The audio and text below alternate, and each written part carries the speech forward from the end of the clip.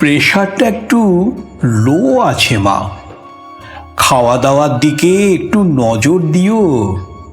আর এই পরিশ্রমটা কিন্তু একটু কমাতে হবে, বুঝলে তো। এই ওষুধগুলো সব লিখে দিচ্ছি, কাউন্টার থেকে সব পেয়ে যাবে, বুঝলে তো। বাবা কেমন আছে তোমার? উনি তো এই জীবনদীপ মেডিসিন সেন্টারে কাজ করেন। ওই দোকানের চেম্বারে যখন যাই ওনার সাথে দেখা হয়। স্বাস্থ্য একটু ভেঙে পড়েছে, তো বাবাকে একটু দেখো মা। তোমরা দুজনের সম্বল। প্রেসক্রিপশনের কাগজটা প্যাড থেকে ছিঁড়ে ডাক্তারবাবু নীলার হাতে ধরিয়ে দিলেন। হাসপাতালের আউটডোর থেকে নীলা যখন বেরোলো তখন বেলা প্রায় 12টা। জ্যৈষ্ঠের শেষ দিবসে সূর্যদেব অকৃপণ হস্তে রোদ ঢালছেন পৃথিবীর ওপর। কালো পিচের রাস্তায় চটি আটকে যায়।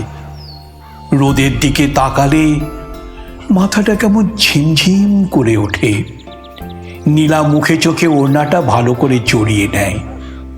বাড়িতে একটাই মাত্র ছাতা। নীলা যেটা জোরাজুরি করে বাবাকে নিতে বাধ্য করেছে। এই নিয়ে বাপ বেটির মধ্যে সামান্য মন কষাকষিও হয়েছে। আজ 16ই জুন, ফাদার্স ডে। নীলা জানতেই পারত না এই দিনটার কথা, যদি না টিউশন ব্যাচে তার এক ছাত্রী মনে করিয়ে দিত। প্লিজ দিদি, আজ একটু জলদি ছেড়ে দেবেন আমাকে। বাবার জন্য একটা গিফট কিনতে হবে। কেন রে পিউ, আজ মেসোমশাইয়ের জন্মদিন নাকি? নীলার প্রশ্নের উত্তরে পিউ মৃদু হেসে জবাব দিয়েছিল, সে কি মিস, এটাও জানেন না? আজ তো ফাদার্স ডে।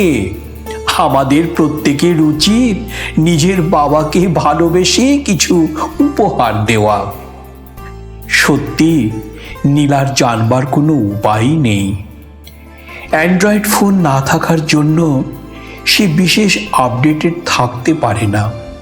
তবে মার বাবার জন্য আলাদা করে যে কোনো দিন পালন করতে হয় এটা নীলা ঠিক মানতে চায় না। ক্লাস 3-তে পড়াকালীন মা হঠাৎ চলে যাবার পর নীলার জীবনের প্রতিটি দিনের প্রতিটি মুহূর্তেই তো তার বাবা। একটা দিনের জন্য মায়ের অভাব বুঝতে দেয়নি নীলাকে।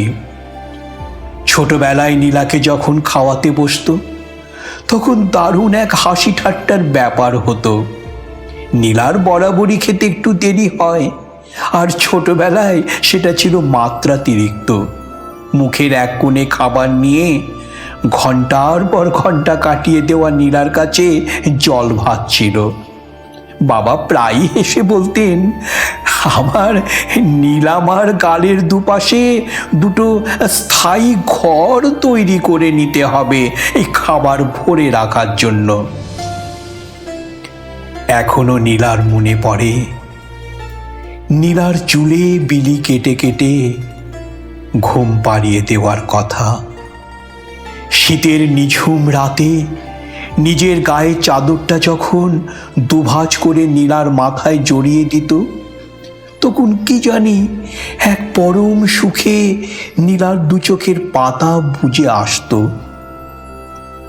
বাবা প্রায় হেসে বলতেন, এখন যেমন আমি তোর বাবা, আর কিছুদিন পর আমি যখন বুড়ো হয়ে যাব তুই আমার মা হয়ে যাবি। দেখবি তো মা এই বুড়ো বাপটাকে। এইসব চিন্তা করেই এই মধ্য 32-এও নীলার আর বিয়ে করা হলো না, বাবার হাজার জোড়াজুড়িতেও না। চোখের সামনে আস্তে আস্তে বাবা কেমন বুড়ো হয়ে গেল। মাথার চুলে পাক ধরেছে, কণ্ঠার হাড়গুলো প্রতিনিয়ত নিজেদের অস্তিত্ব প্রকট করে তুলছে। কেমন যেন ঝুঁকে পড়ছে মানুষটা। এইসব চিন্তা করতে করতে নীলা যখন এসে কাপড়ের দোকানের সামনে এসে দাঁড়ালো, তখন দোকানে খদ্দের বলতে তেমন কেউ নেই। বাবাকে একটা জামা কিনে দিতে হবে, আর সেটা যদি আজকের দিনেই হয় তবে ক্ষতি কি? ওই শার্টটা কত ভাই? রংটা দেখেই নীলার চোখে লেগেছিল, বাবাকে দারুণ মানাবে। বাবার সাকুল্যে এখন একটাই শার্ট, এককালে ফিকে হলদে রঙের ছিল, এখন সে আর বোঝা যায় না।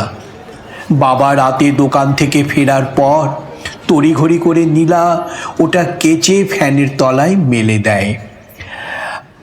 ওটা ওই 800 দিদি, 800 বের করব?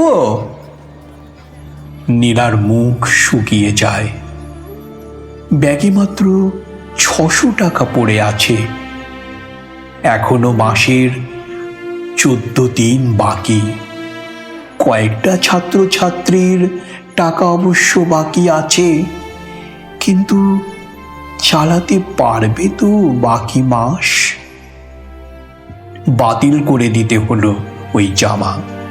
550 টাকা দিয়ে একটা নিতে হলো। কাপড় তত ভালো নয়।